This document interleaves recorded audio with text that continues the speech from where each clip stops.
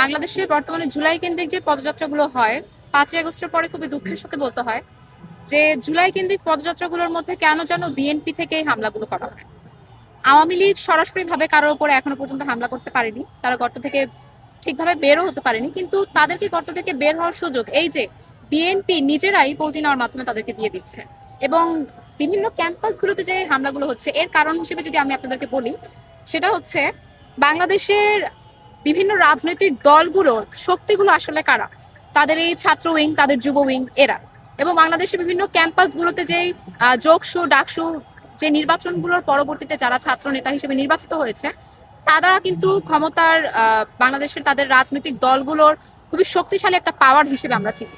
তো এই পাওয়ারগুলোকে দমিয়ে দেওয়ার জন্যই আমি মনে করি এখন সন্ত্রাসী হামলাগুলো বিভিন্ন ক্যাম্পাসে, আজকে দেখলেন যে জগন্নাথ বিশ্ববিদ্যালয়ের জিএস এর উপরে এই হামলাটা হলো, এরকম জঘন্য হামলাগুলো সেই নেতাকর্মীদেরকে টার্গেট করে দেওয়া হচ্ছে।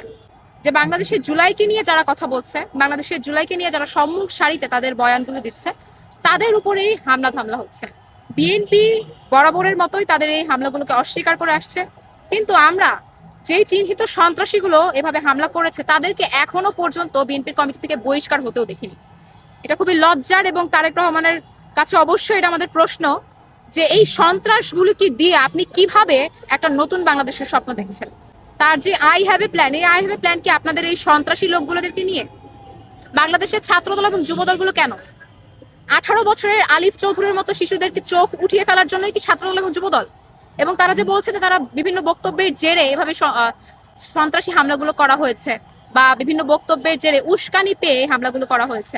তো যে পরিমাণে উস্কানি 5ই আগস্ট পরে বিএনপি আমাদেরকে দিয়েছে, যে পরিমাণে হামলার যে ভয়ভীতি বা আপত্তিকর মন্তব্য আমাদের নারীদেরকে নিয়ে করা হয়েছে, সেই ক্ষেত্রে বিএনপির কয়জন নেতাকর্মী এবং ছাত্রদলের কয়জন নেতাকর্মীর চোখ এখনো উঠানো বাকি?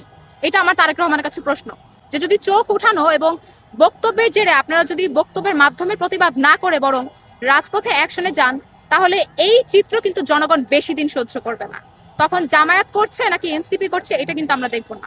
এবং বাংলাদেশে বক্তব্যের জেরে যে বিষয়গুলো আসলে ঘটে উঠছে, বিএনপি কি আসলে এতই দুর্বল একটা দল যে তারা সরকার ক্ষমতায় থেকেও রাজপথ থেকে কারা তাদের বিরুদ্ধে যাচ্ছে এবং রাজপথ থেকে কারা তাদের বিরুদ্ধে মন্তব্য করছে, সেই মন্তব্যের জেরে বাংলাদেশের মানুষের জীবনকে হুমকির মুখে ফেলছে?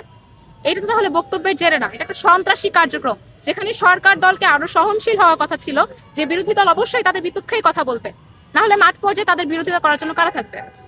তাহলে তারা কি চায় যে কোনো বিরোধী দলই বাংলাদেশে না থাকুক এবং তারা একাই বাংলাদেশের ক্ষমতা সকল ভোগ করুক এবং দখলদারিত্বর মতো একটা পরিস্থিতি বাংলাদেশে তৈরি করুক? এটা আমার তাদের কাছে প্রশ্ন। এবং অবশ্যই আমি মনে করি যে বিএনপির বড় বড় নেতাকর্মীদের সহ বাংলাদেশের অন্যান্য রাজনৈতিক অঙ্গনে যে সকল নেতাকর্মীরা আছে তাদের প্রত্যেকের ভাষায় মার্জিত হওয়া উচিত, এবং তাদের এই মধ্যকার সংঘাতের মাসুল যাতে কোনোভাবে আমাদের সাধারণ জনগণকে না দিতে হয়। কারণ সাধারণ জনগণের পিঠ দেয়ালে ঠেকে গেলে তারা কি করতে পারে সেটা কিন্তু আপনারা সবাই দেখেছেন। তাই তাদেরকে আমরা অবশ্যই বলবো যে আপনারা যে দলই হোক না কেন, যদি ফ্যাসিবাদ বিরোধী হয়ে থাকেন তাহলে অবশ্যই যাতে ফ্যাসিবাদের পথ সুগম না হয় এরকম রাজনীতি বাংলাদেশে বজিয়ে রাখবেন, এবং মার্জিত ভাবে রাজনীতির মতো করে রাজনীতি করুন, সন্ত্রাসীর মতো করে রাজনীতি করবেন না।